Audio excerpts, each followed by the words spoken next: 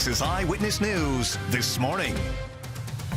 Good morning, everyone. Happy New Year's Eve. Thanks for starting your morning with us. I'm Tracey McCain. I'm Nuclo, alongside meteorologist Jill Gilardi here, who has the details on this first alert weather day. Not the best timing for celebrations later today. Yeah, right? Horrible if you're going to be outside. Yeah. So give it to us exactly how it is. If there were fireworks at midnight, that's not happening. Probably not. But at least a lot of these places, like First Night Hartford, option. They have the 6 o'clock option. So yeah, that's good news there. But nonetheless, if you're going to be out and staying through midnight, just be mindful. This, rain's going to be coming in probably around 10 o'clock and ramping up through the time we ring in the new year. Could be heavy at times, accompanied by a wind as well. With that system, there it is. It is churning back to our west and certainly starting to intensify. So there's going to be some heavy downpours to contend with way later today. But look at that. We're starting off beautiful. Look at that hue. It looks amazing right now in Middletown.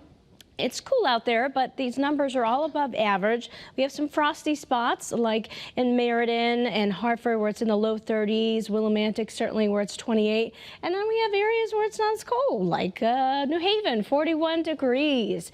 And as we take a look at the forecast through noon on this New Year's Eve, it's fantastic. So traveling, going out and about, doing things, looking great. Even, being outside for a little while, enjoying these kind of temperatures that are well above average. So by the time we reach noon, both inland and the shoreline are almost at the 50-degree mark, and we're going to be climbing into the upper 40s, low 50s, just a touch lower across the hills. Otherwise, we have temperatures well above the normal high that's supposed to be in the mid-30s. So yeah, spoiled to close out the year, and actually the year we're finishing with the warmest year in general on record in the Hartford area, with 55.1 as the average temperature. So that is going to be the case.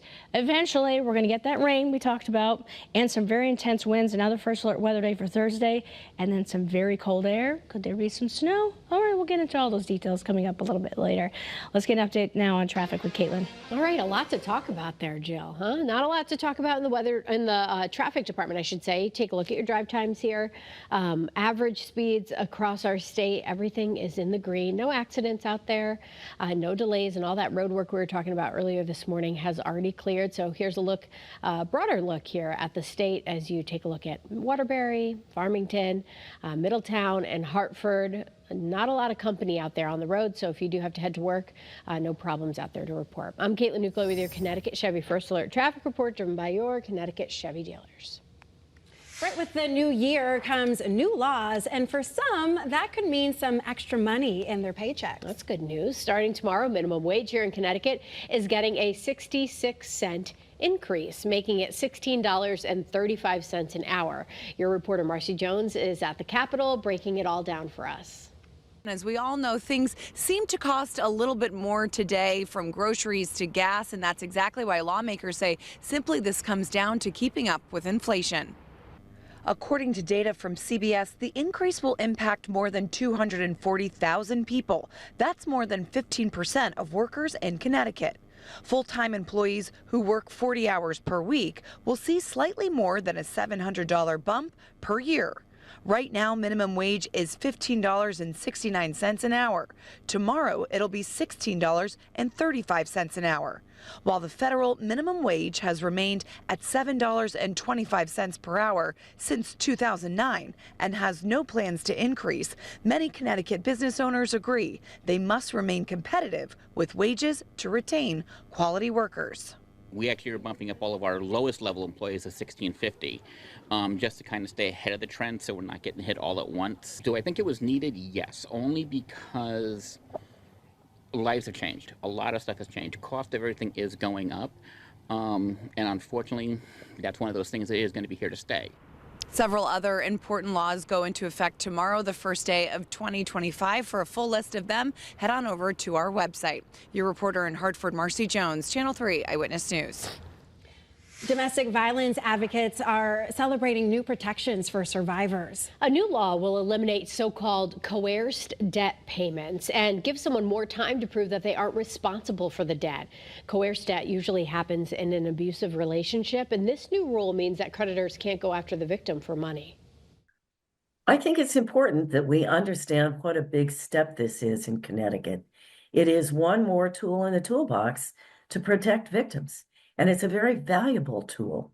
So often we see victims who return to their abusers solely for financial reasons.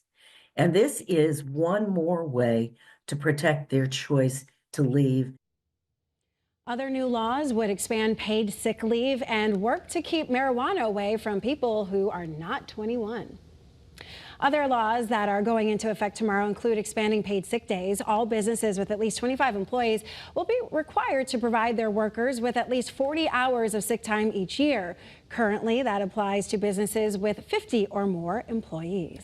Another is aimed at improving election security in the state. It would require video recordings of ballot drop boxes and give anyone access to them.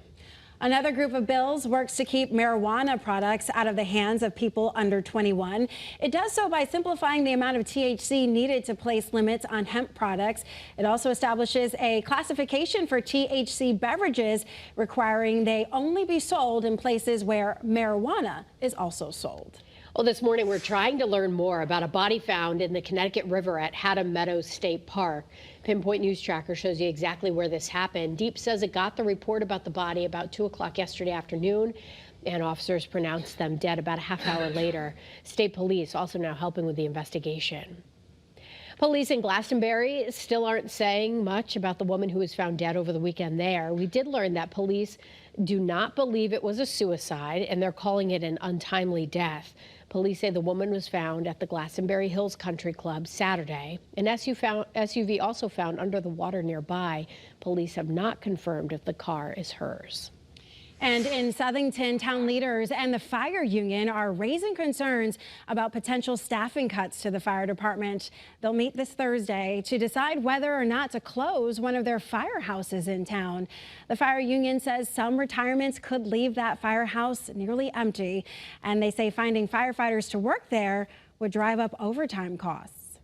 Our proposal at this point is simply to not reduce what we have. We need to increase our manpower, but the immediate goal is to not reduce the services that we are providing. You can attend Thursday's meeting in Southington to weigh in. It starts at 5:30 at the Municipal Center on Main Street. Well, this morning, congressional leaders are providing more details on funeral plans for former President Jimmy Carter. The 39th president died Sunday at the age of 100. We now know that his body will travel from his hometown of Plains, Georgia, to the Capitol, where he will lie in state from next Tuesday to Thursday, giving people a chance to pay their respects. His funeral service will also be held on Thursday, and we've learned President Joe Biden will deliver the eulogy. Following his funeral, the body will head back to Georgia for a private service. Well, it is New Year's Eve, so let's take a quick look at what you can expect to be open and closed today and tomorrow. We'll talk about groceries first. Whole Foods is open on New Year's Day, as well as Target and Walmart. Lowe's and Home Depot will both stay open. CVS pharmacies and stores will be open as well. Check your local branches for holiday hours. Now, tomorrow, Costco and Sam's Club will be closed, as well as Aldi and Trader Joe's. Walgreens and Rite Aid will also close for New Year's Day. Mail will not be delivered today, and banks are closed. And we know that 2025 is almost here. Yeah, so to ring in the new year, there are a lot of celebrations happening across the state. And the first one here in Hartford, the 36th annual First Night Hartford, taking place at Bushnell Park with 2 featured fireworks shows at 6 and at midnight. The festivities start at 2 o'clock this afternoon. And New Year New Haven is happening from 2 to 7 on the Green. It'll feature music, food trucks, and live ice sculpture carvings. Post University and the city of Waterbury are hosting their dazzling New Year's Eve fireworks display for the 5th year in a row. Fireworks start at 6:30 at Holy Land, USA. And the Niantic Children's Museum is hosting their countdown to noon. So instead of a ball drop at midnight, they're doing one at the strike of noon. Kids will see animal shows, create crafts. They can take pictures in a photo booth as well. Doors open at 10 o'clock at the East Lyme Community Center. And another family-friendly event here from noon to 3 today. You're invited to join Mystic Seaport Museum for a celebration. The Kids Countdown to the New Year features crafts, musical performances, and giveaways. The first 50 kids will get a free noisemaker, kind of like the bell, Jill, that we ring at 5:55 every day. It is a noisy one, and we have that first alert weather day for this evening and / tonight because of rain that's moving in. Now, all of those celebrations you listed off, all of them look like the weather will cooperate. The exception will be first night Hartford at midnight. That could be a different story. But let's get to right now. Look at that. A contrail or two in the sky from the planes going by in Waterbury. 36 degrees there. We have 28 Willimantic. A little frosty there, but not frosty in New Haven where it's 41 degrees. Look at everyone enjoying some low 50s this afternoon. Clouds will eventually thicken up. Here's our projected high temperature. 48 New London, 52 Hartford, 53. And we are certainly well above the normal high. It's like 36, 37 degrees. All right, here's what we're talking about for the first alert weather day. The timing of the rain, the impacts on anything that's late. If there are, fireworks going off somewhere at midnight, like in the Hartford area, that could be problematic because of the rain chance is going to be pretty high then with temperatures in the 40s. So again, the rain is going to be developing across the state from southwest to northeast after 9 o'clock. So 10, 11, and certainly by midnight through about 3 o'clock in the morning, that's that best chance for rain and even some wind with it. That could be locally heavy. So we have a first alert weather day for this evening. But before then, looking just fine. Another first alert weather day for Thursday. I'll explain more on that coming up a little bit later. All right, Jill, thanks. Still ahead here, some new data shows more deadly crashes in Connecticut this year. Up next, what leaders are doing to keep you safe behind the wheel. And a live look in Waterbury before we head to break. Jill Gilardi has your forecast on this first alert weather day right after this break.